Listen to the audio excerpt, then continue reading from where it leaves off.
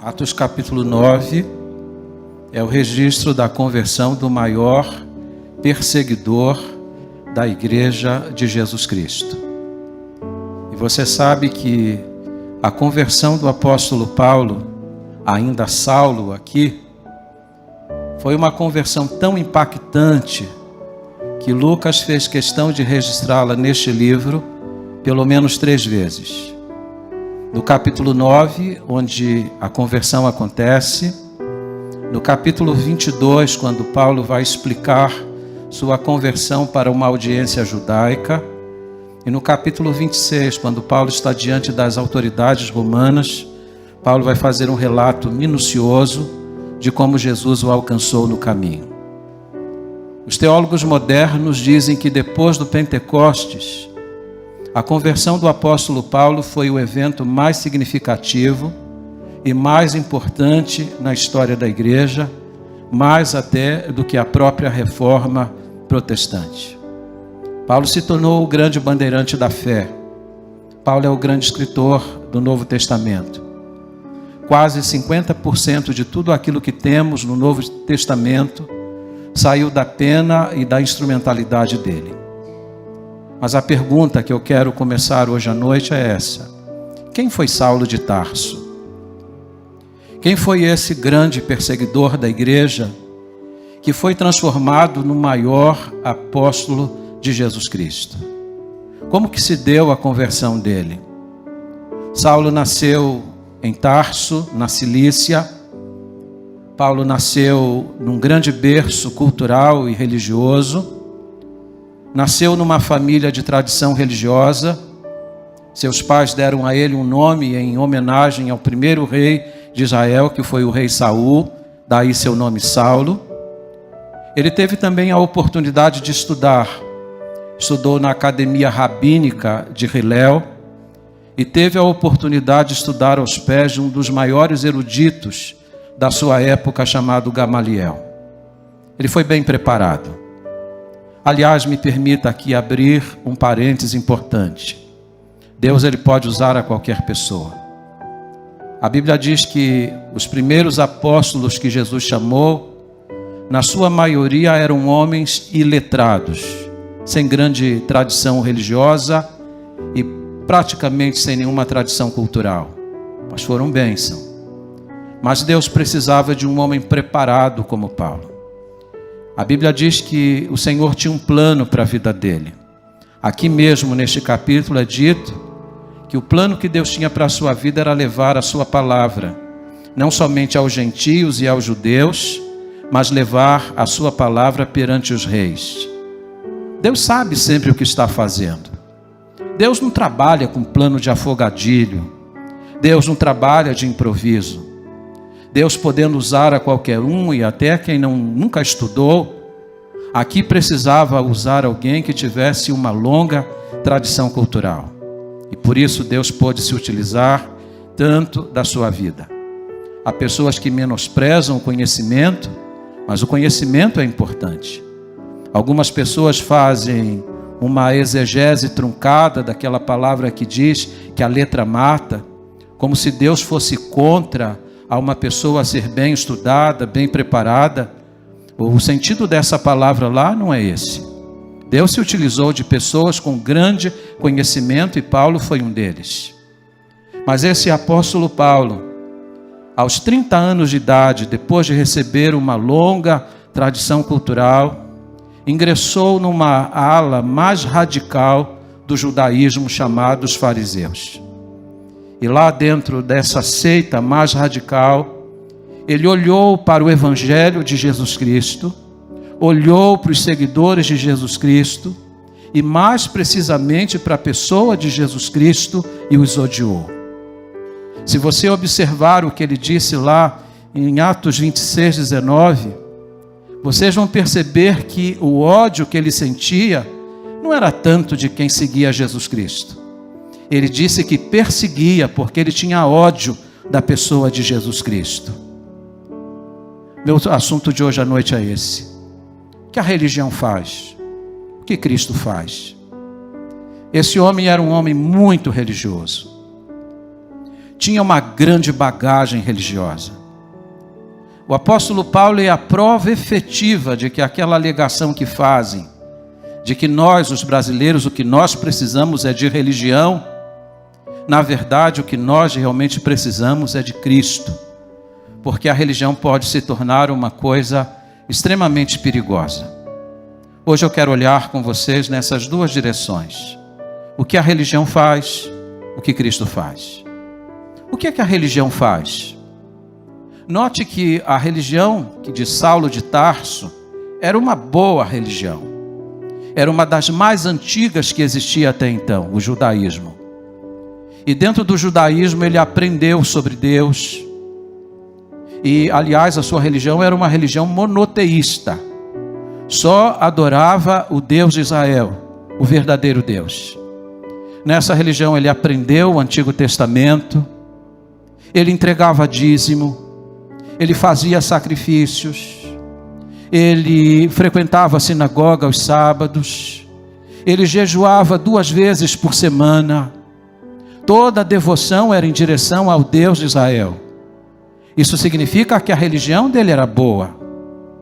O problema não estava em si na religião. O problema é que mesmo tendo ele uma boa religião, ele estava completamente perdido. E é aí que a gente começa a trabalhar o assunto de hoje à noite. O que a religião faz? Porque religião ele tinha uma. Primeiro, a religião nos ensina sobre Deus. Muitas pessoas que estão aqui, pessoas que eu abordo em muitos lugares, quando a gente apresenta o evangelho, elas sempre saem com uma desculpa de afogadilho. Eu já tenho minha religião, eu também amo a Deus, conheço a Deus. Paulo pensava que conhecia a Deus, mas o conhecimento que ele tinha de Deus era um conhecimento de segunda mão. Lembram de Jó?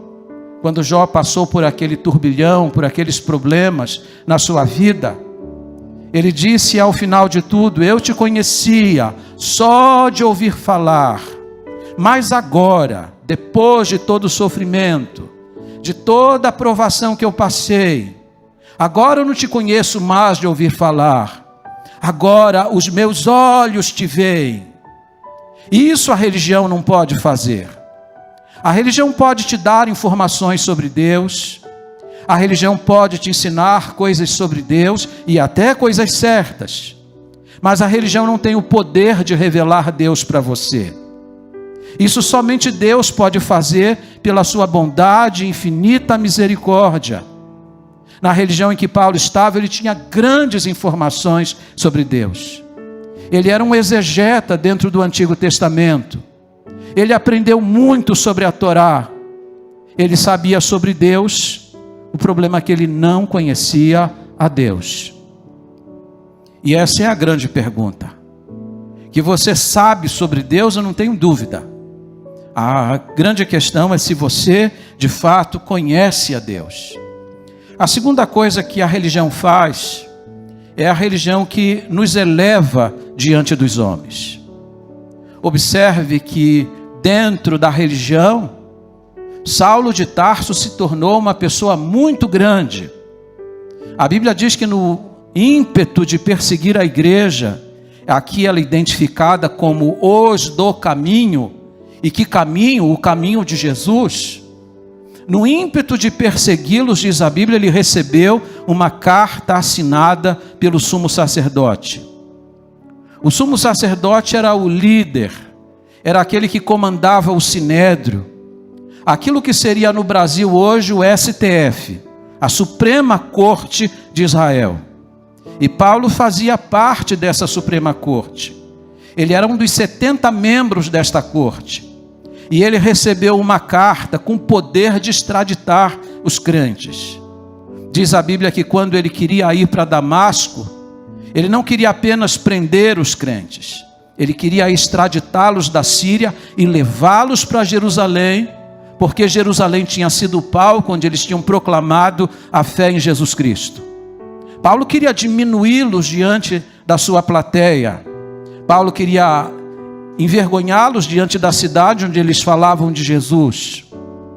Esse homem que perseguiu a igreja, primeiramente foi elevado.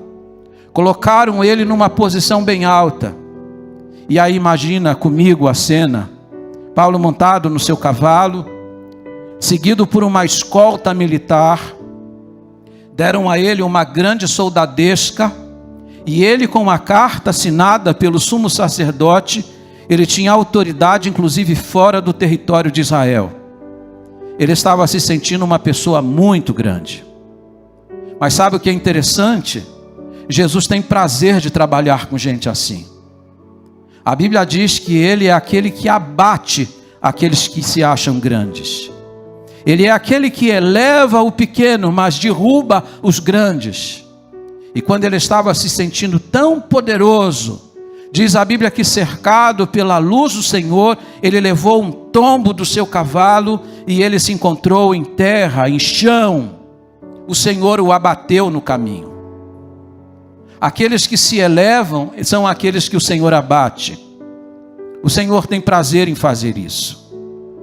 O Senhor só eleva aqueles que são pequenos, frágeis e humildes. E era necessário que o Senhor fizesse isso, porque de outra forma, Saulo de Tarso jamais ouviria a voz de Jesus Cristo. Há pessoas que, para ouvirem a voz do Senhor, precisam ser derrubadas no caminho. Há pessoas que precisam ser humilhadas, reduzidas a nada, para então prestarem a atenção à voz do Senhor. A religião eleva, Cristo não faz isso. Terceira coisa que a religião ela costuma fazer, ela ensina a perseguir. Dentro da sua religião, Paulo começou a olhar para todo aquele que pregava alguma coisa diferente como sendo um opositor. Ele não podia aceitar que alguém discordasse da sua fé e da sua convicção. Passou a olhar para os discípulos de Jesus como aqueles que precisavam ser tirados do caminho, porque ele os enxergava como sendo hereges. Ele pensava assim: como que um homem pregado numa cruz como um criminoso pode ser o Salvador? Ele sentiu ódio daqueles que pregavam essa mensagem e que ainda anunciavam que aquele que foi pregado na cruz do Calvário foi ressuscitado ao terceiro dia. Dentro da sua religião, então, ele se levantou para persegui-los. E note que ele fez isso com extrema virulência. Aqui mesmo, no capítulo 9, versículo 21, diz que todos os que ouviam ficavam perplexos e perguntavam: não é ele o homem que procurava destruir em Jerusalém aqueles que invocavam este nome? Na Almeida Revista e Atualizada, em vez de destruir, está lá, exterminava. Ele era aquilo que nós chamaríamos hoje um serial killer. Ele matava os crentes. Ele exterminava os crentes. Ele se levantava com ódio para destruir a vida deles.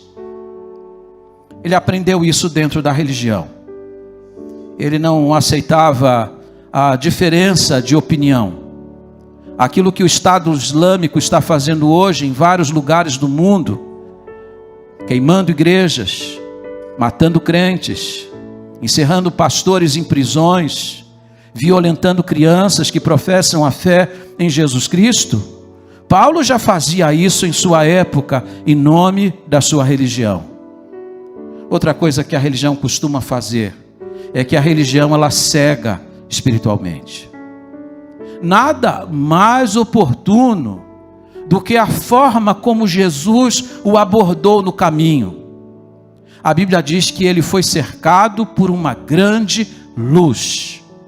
Uma luz intensa, que ele diz lá em Atos 26, que era tão intensa quanto o sol. A Bíblia diz que quando aquela luz brilhou, ele ficou cego por 3 dias. Mas é interessante, cego ele já era. Não era cego fisicamente, mas era cego espiritual.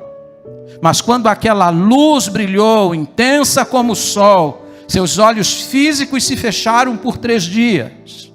Mas no seu interior brilhou a compreensão e o entendimento de quem de fato ele era e a pessoa a quem ele perseguia. Ele estava cego espiritualmente, mas ele precisava receber a luz. Algumas vezes nós, os crentes, ficamos tristes quando abordamos alguma pessoa que desejamos levar à fé, e essas pessoas agem de forma refratária à mensagem que entregamos. Não há outra maneira dela reagir. Ela não tem como aceitar a mensagem, a menos que a luz do Senhor a alcance. A melhor coisa que você tem para fazer em relação a uma pessoa incrédula é orar para que a luz do Senhor a alcance, porque de outra maneira ela não vai compreender. Porque vocês acham que em Romanos 10, versículo 1, o apóstolo Paulo diz que nós devemos orar pelos judeus para que eles compreendam, para que a luz do Senhor os alcance. Sem luz nenhum homem pode sair do estado em que se encontra, e ele estava cego espiritualmente. Mas havia um outro dado.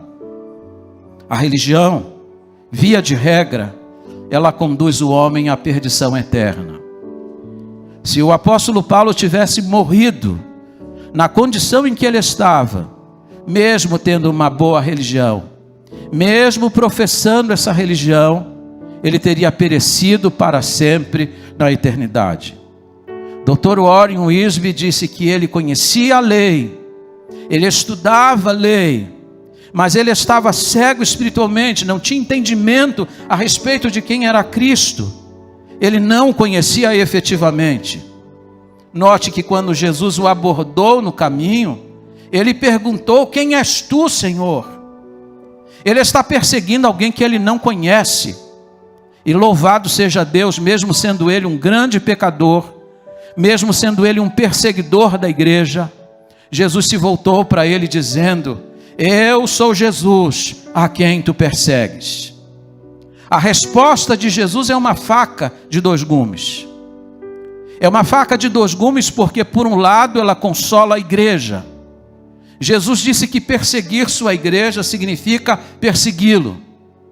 Mas é uma faca de dois gumes porque ela contesta o pecador e diz que quando ele se levanta contra a igreja, o Senhor se levanta contra ele. Eu sou Jesus a quem tu persegues. Ele está perdido, ele não conhece a salvação. Mas mais importante do que sondar aquilo que a religião faz, é olhar para aquilo que Cristo faz. E a gente aqui não perde tempo pregando sobre religião. Nosso objetivo sempre é pregar sobre Cristo e aquilo que Ele faz. E o que Cristo faz? Primeiro, Ele se revela ao pecador. Irmãos, se Cristo não se revelar ao pecador, ele não tem chance alguma de ser salvo. Vós não podeis ser salvos se o Pai não os trouxer até mim. Você não pode ser salvo se Deus não agir em seu favor. E note você que Saulo de Tarso foi salvo não porque estava procurando a Cristo. Era Cristo que estava procurando por ele. Foi Cristo que foi ao encontro dele no caminho. Não foi ele que clamou pelo nome de Jesus, mas foi Jesus que clamou pelo nome dele: Saulo, Saulo, por que me persegues? Note que Jesus tinha absoluto conhecimento acerca dele.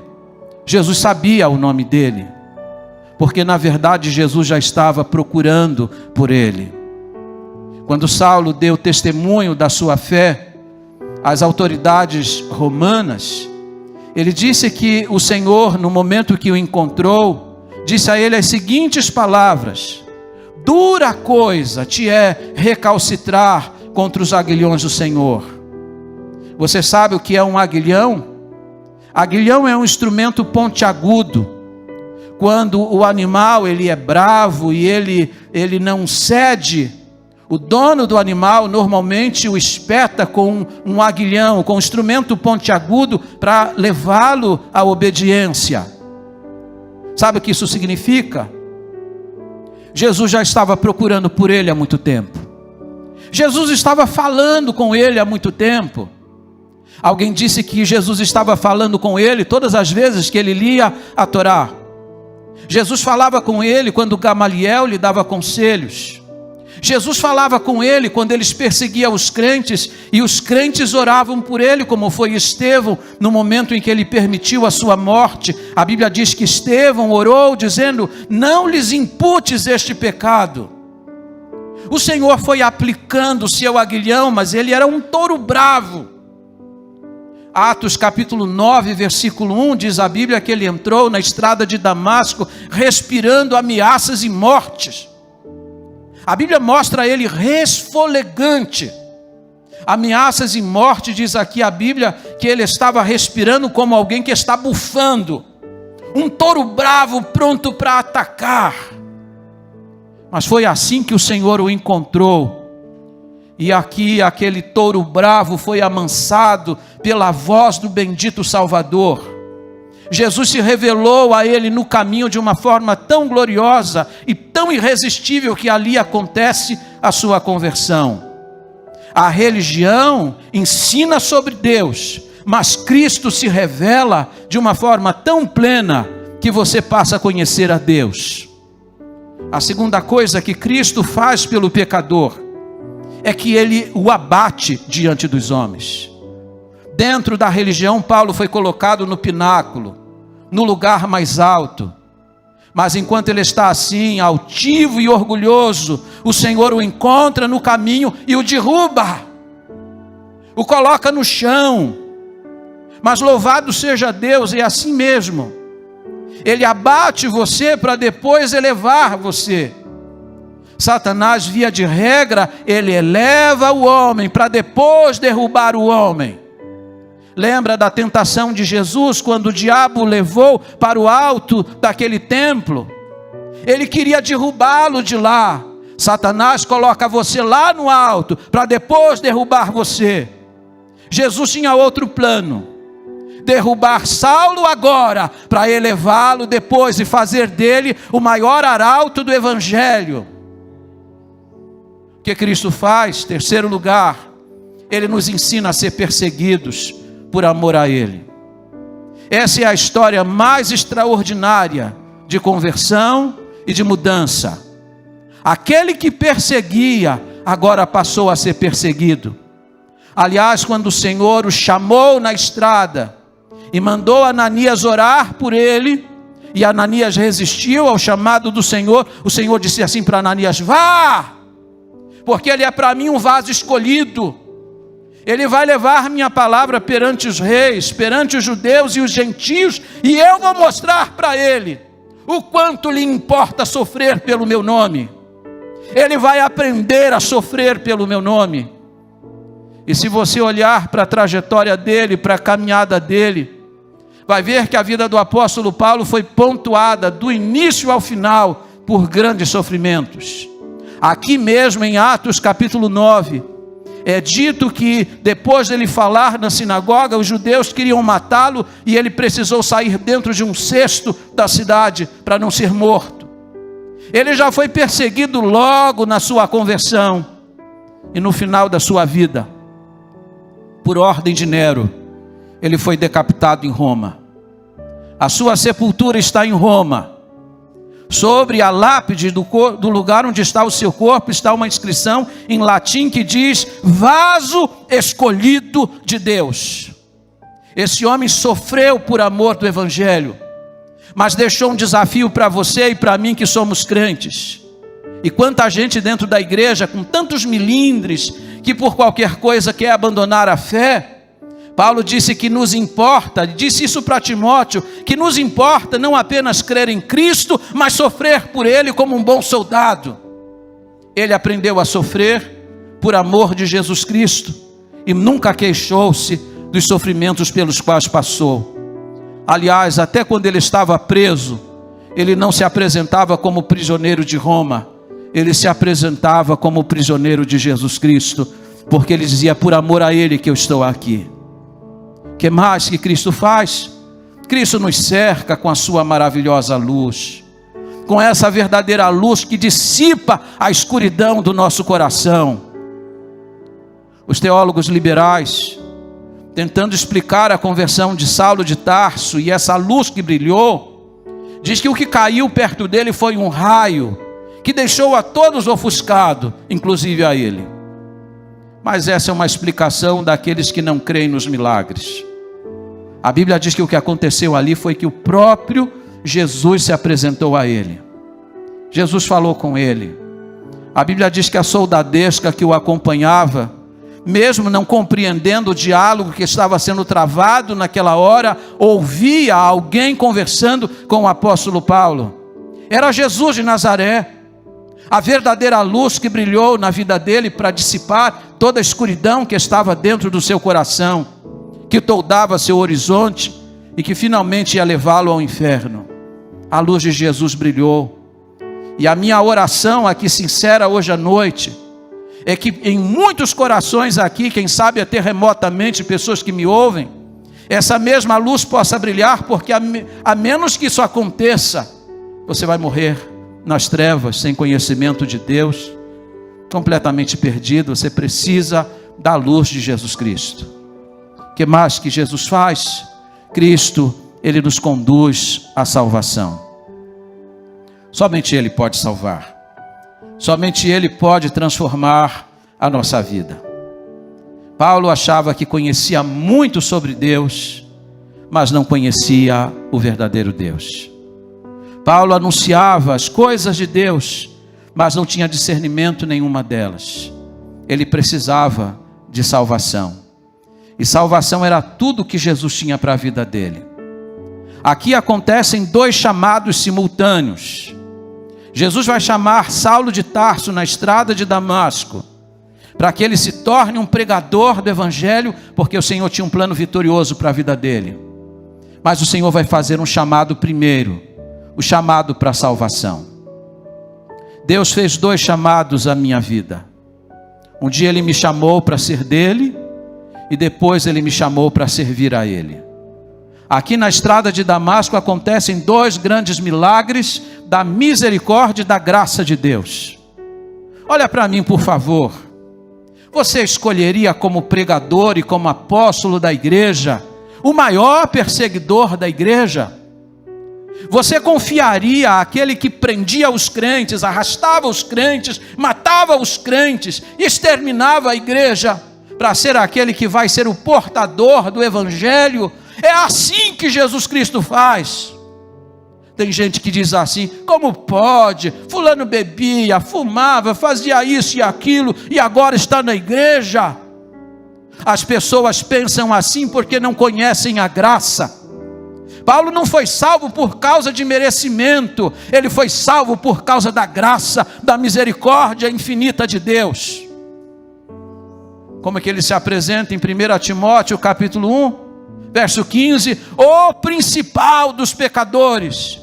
Ele disse: aprove a Deus manifestar a mim a sua graça, o principal dos pecadores. Quando eu tinha 15 anos de idade, e o Senhor me chamou para o ministério, me foi confiado várias vezes a tarefa de levar pessoas da comunidade onde eu morava ao conhecimento de Jesus. E do lado da minha casa tinha um homem, senhor Domingos, que ajudou muito a minha família, porque quando a fome entrou em minha casa na infância, ele muitas vezes me deu um prato de comida, e eu tinha um carinho muito grande por ele. E eu sempre pregava o evangelho para ele. Ele sempre respondia negativamente. Quando me avisaram que ele estava morrendo, eu fui para a casa dele. Eu sentei do lado dele na cama onde ele morreu. E eu disse para ele: o senhor precisa entregar o seu coração a Jesus. Eu tinha 15 anos de idade, hoje eu já sou um homem já de quase 60. E eu ainda me lembro as palavras que ele me disse. Ele disse: eu não posso. Eu fiz tantas coisas erradas em minha vida e Jesus não pode me aceitar. Ele entrou na eternidade rejeitando aquele que podia salvá-lo, porque ele achava que os seus pecados eram tão grandes que não havia perdão suficiente para ele.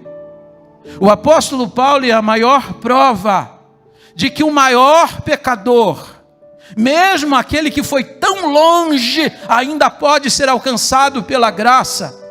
Aliás, foi ele que cunhou esta frase: onde o pecado abundou, superabundou a graça de Deus. O Senhor tem graça suficiente para perdoar o pecador e para salvá-lo, não importa quem você seja. Mas deixa eu terminar a minha fala aqui hoje à noite. Aqui está você precisando conhecer este Jesus. 3 coisas eu espero que Ele faça por você, antes de eu falar desses 3 pontos. Que Ele haja inesperadamente hoje, porque talvez você tenha vindo aqui hoje à noite pensando assim: eu vou lá na igreja, vou assistir o culto, não vou me comprometer e depois que terminar o culto eu volto para casa. Minha oração sincera é que a graça de Deus alcance você, que Deus chame você de uma forma irresistível, porque o chamado dele é assim. Diz a Bíblia que quando Saulo de Tarso está na estrada, subitamente ele foi cercado por um resplendor de luz.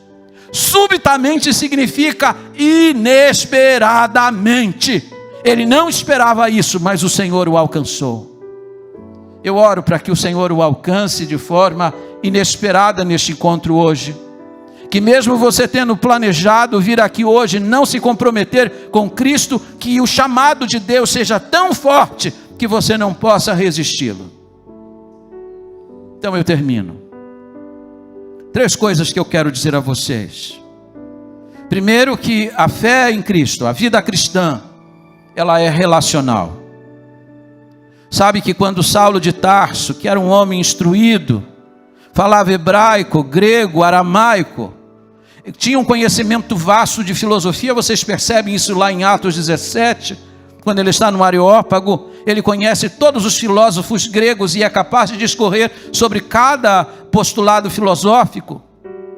Este homem, quando se converteu na estrada de Damasco, cego, sem ver, conduzido pela mão, o Senhor disse para ele: vá para a cidade, lá te será dito o que você precisa ouvir. Às vezes a gente despreza a igreja, mas o homem mais instruído da época precisou se voltar para a igreja para aprender com os crentes mais simples aquilo que ele precisava ouvir. A igreja é importante, vida cristã é relacional. Uma frase que eu uso sempre aqui na igreja: gente precisa de Deus, mas gente também precisa de gente, e às vezes até de gente simples.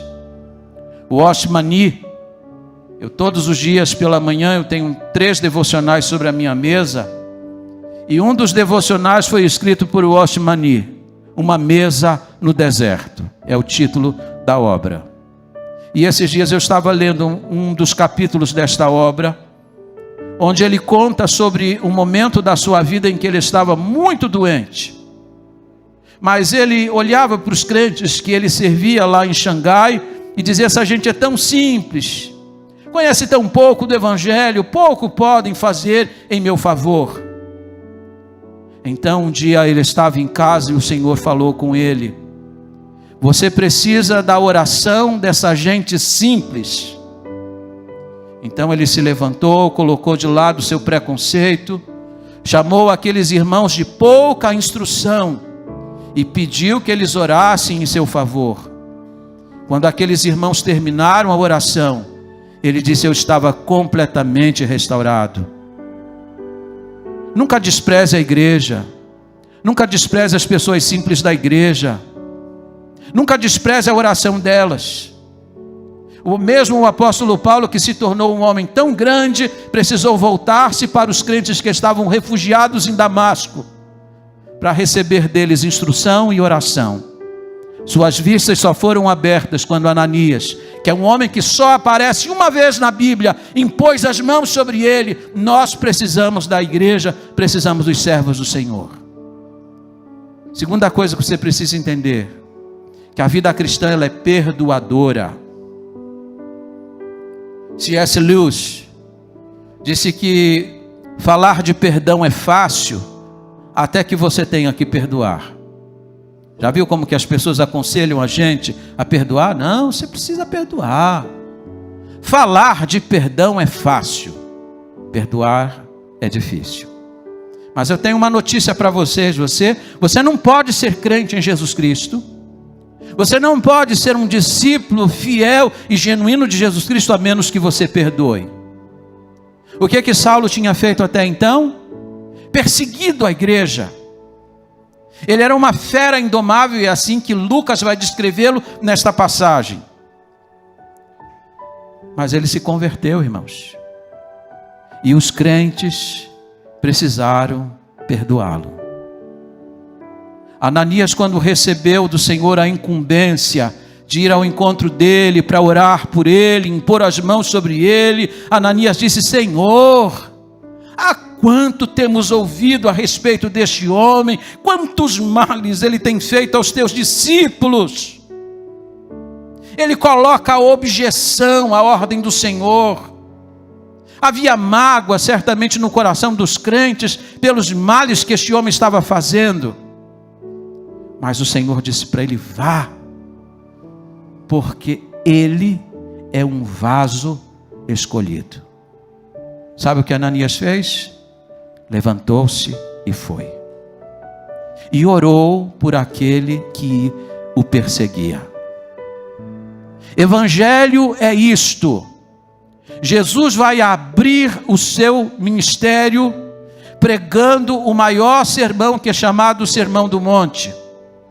E ele apresenta a plataforma do seu reino, dizendo: se vocês quiserem ser meus discípulos, existem condições, e uma delas é esta: orem por aqueles que vos perseguem.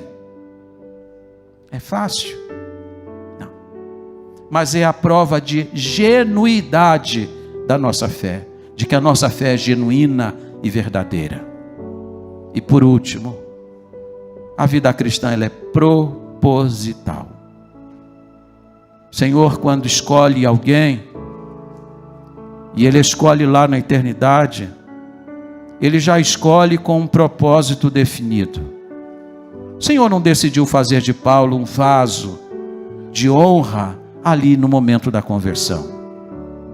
Ele ainda não havia se convertido, mas o Senhor já o havia escolhido, e já havia designado um propósito para a vida dele. Ele é que vai levar o meu nome adiante. Ele não sabe, ele me odeia, ele odeia a fé, ele odeia os crentes, ele não sabe, mas eu tenho um plano para a vida dele. E quando Deus chama aquele a quem ele tem um plano, não tem como resistir. O Senhor o chamou, o Senhor lhe confiou uma tarefa, e ele deu cabo dela. Que planos Deus tem para a sua vida? Eu espero que Deus tenha planos tão gloriosos, e chame você de uma forma irresistível para Ele, para cumprir esses planos. Era 21 de abril de 1855, na cidade de Chicago, e o pastor Edward Kimball tinha um menino lá na escola dominical, e ele começou a ensinar a palavra de Deus para aquele menino. Edward Kimball não sabia, ele estava começando naquele 21 de abril a ensinar a palavra de Deus para um menino que naquela manhã se decidiu na igreja. Ele não sabia que aquele menino se tornaria Dwight Lyman Moody, o maior pregador americano de sua época. Deus tinha um plano, um projeto para a vida daquele menino. Deus tinha um plano e um projeto para a vida do apóstolo Paulo. Permita a Deus que Ele tenha um grande plano para a sua vida também. Que você, como Ele, seja um vaso escolhido para a sua honra e para a sua glória.